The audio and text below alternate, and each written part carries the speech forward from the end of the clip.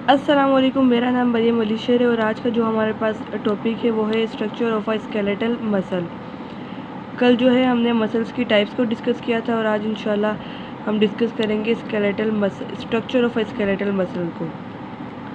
तो सबसे पहले हमें मसल का पता होना चाहिए। तो ये डायग्राम देख लें आप लोग सबसे पहले। तो ये सबसे पहले हमारे पास क्या है, बॉडी मसल है। ये पूरा मसल को दिखाया गया, पूरा क्या है, हमारे पास एक मसल है। मसल को जब अगर हम खोल के देखें, यानी मसल के अंदर क्या होता है, तो मसल को अगर हम खोल के देखें तो वो किससे मिलकर बना हुआ होता है। देखें, ये एक मसल है। मसल को जब हमने खोल कर देखा, ये हमने खोल कर देखा, तो इसमें क्या हमें नज़र आया, ये मसल बंडल से मिलकर बना हुआ है। Muscle bundle is also called fasciculus. Muscle bundle को हम फेसिकुलस भी बोल सकते हैं। मसल बंडल जो है वो उससे मिलकर क्या बनता है, बॉडी मसल बनता है। अब मसल बंडल जो है, अगर हम उसको मज़ीद खोल कर देखें तो वो किससे मिलकर बना हुआ होता है, वो मसल सेल फाइबर से मिलकर बना हुआ होता है। और अगर हम मसल सेल फाइबर को मज़ीद खोल कर देखें तो वो किससे मिलकर बना होता है। हम देख रहे हैं कि ये जो है ना, इसको मज़ीद खोल कर देखा यहाँ पर हमने, तो ये किससे मिलकर बना हुआ है, मायोफाइब्रिल। इसके अंदर भी मज़ीद और ज़्यादा खुल सकता है। ये मायोफाइब्रिल को मज़ीद हम और खोलें तो वो किससे मिलकर बना हुआ होता है। तो इसके अंदर क्या होते हैं, ये बैंड्स होते हैं, इस तरह के बैंड्स होते हैं। जैसे ये एक बैंड को पूरा खोल के दिखाया, मायोफाइब्रिल में ये पूरा एक बैंड दिखाया हुआ है। इस तरीके जो पूरा चकोर ये बैंड है ना हमारे पास, इसको हम बैंड कहते हैं, इस पूरे चकोर को। ऐसे बैंड जो है ना, जैसे एक यहाँ पर होगा, एक यहाँ पर होगा, एक यहाँ पर होगा, तो ये बहुत सारे बैंड्स मिलकर एक क्या बनाते हैं, हमारे पास मायोफाइब्रिल बनाते हैं। तो हमें समझ में आ गई ये बात कि बॉडी मसल्स का जो बेसिक यूनिट है ना, मसल का बेसिक यूनिट, वो क्या हो गया हमारे पास, ये सार्कोमेयर। इस पूरे को क्या बोलेंगे हम, सार्कोमेयर। आगे हम डिस्कस करेंगे कि सार्कोमेयर क्या होता है, इसके अंदर क्या क्या होता है, इसके क्या फंक्शन होता है, सब डिस्कस करेंगे। बस आप अभी इतना समझ लें कि जो बॉडी मसल का जो बेसिक यूनिट है वो क्या है, सार्कोमेयर है। बॉडी मसल जो है वो मसल बंडल से मिलकर बनता है। वो मसल बंडल जो है वो मसल सेल फाइबर से मिलकर बनता है। मसल सेल फाइबर जो है मायोफाइब्रिल से मिलकर बनता है और मायोफाइब्रिल जो है वो सार्कोमेयर से मिलकर बनता है। सार्कोमेयर, एक सार्कोमेयर ये पूरा दिखा रखा है, एक और 3 4 5 6 बहुत सारों से मिलकर एक पूरा क्या बनता है हमारे पास, मायोफाइब्रिल बनता है। ओके, अब हम पढ़ते हैं। Each skeletal muscle is actually a bundle of long and parallel closely packed thread-like multinucleated cells called the muscle fiber. Each fiber is covered by plasma membrane, the sarcolemma.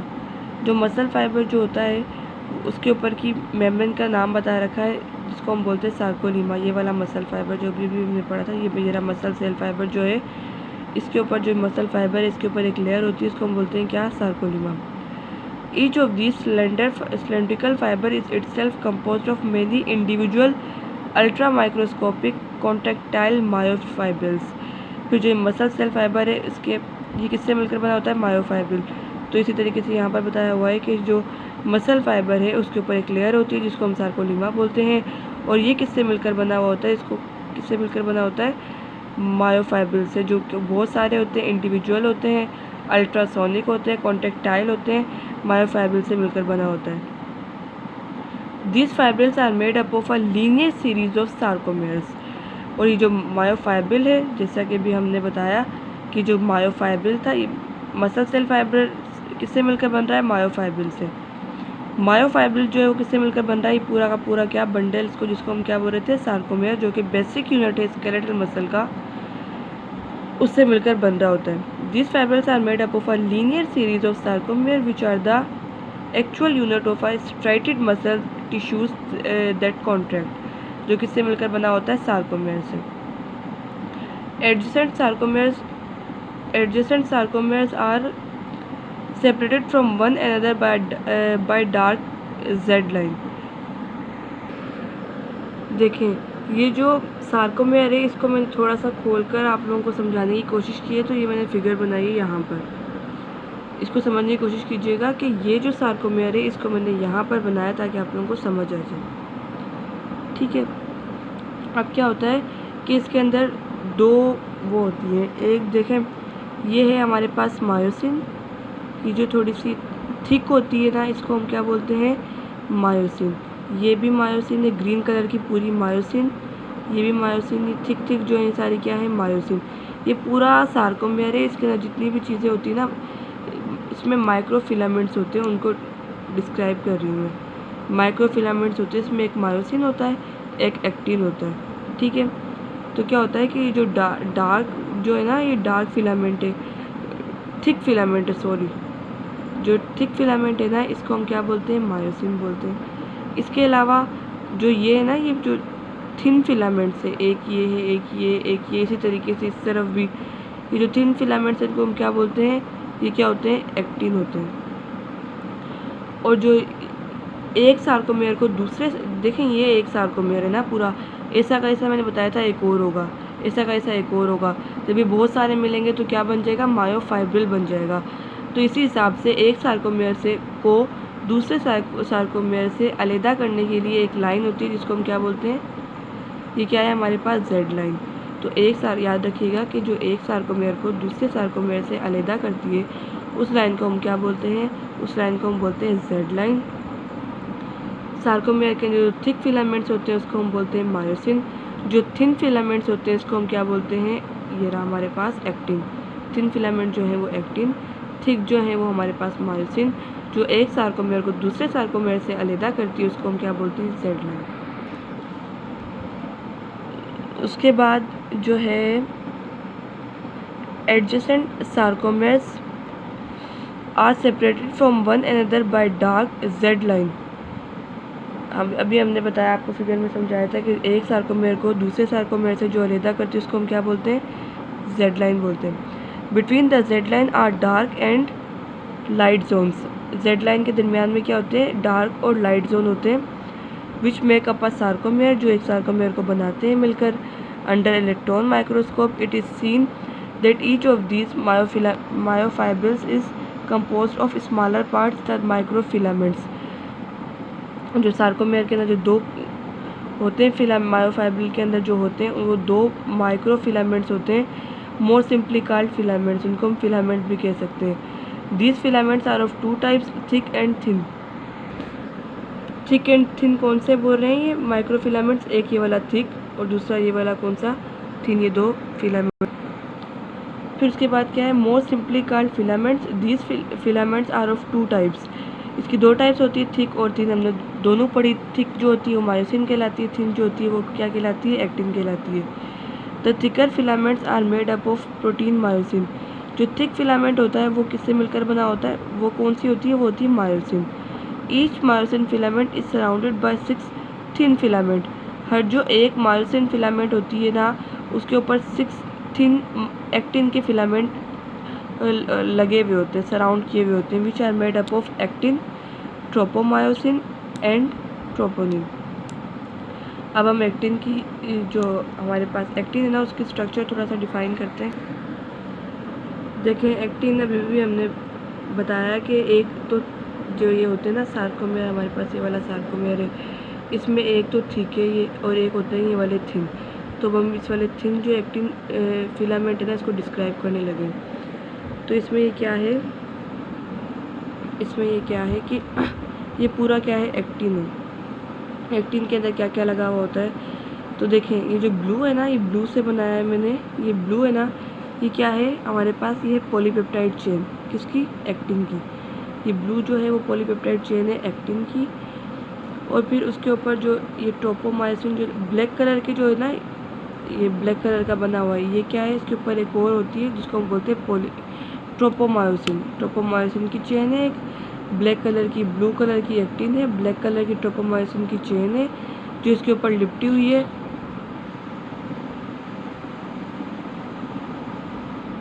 Tropomyosin की chain है जो इसके ऊपर लिपटी हुई है। और एक और कौन सी होती है, एक और होती है ग्रीन कलर की, जो ये होती है ना ट्रोपोनिन। ये जो ट्रोपोनिन होती है ना, ये भी एक प्रोटीन है। अभी आप इतना समझें कि जो ब्लू कलर की क्या है हमारे पास, एक्टिन, ब्लैक कलर की जो है ये हमारे पास क्या है, ट्रोपोमायोसिन, और जो ग्रीन कलर की क्या है हमारे पास, troponin.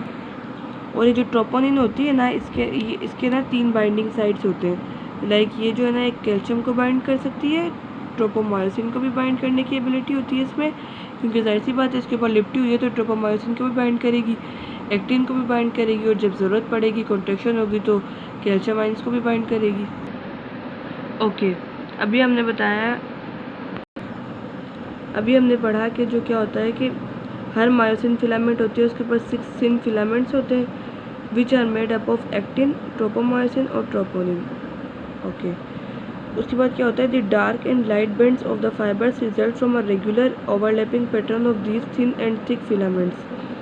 Each sarcomere has a pair of lightly straining I band located at its outer edges. A more darkly staining A band are located between the outer I band and a lightly staining H zone is located in the center of A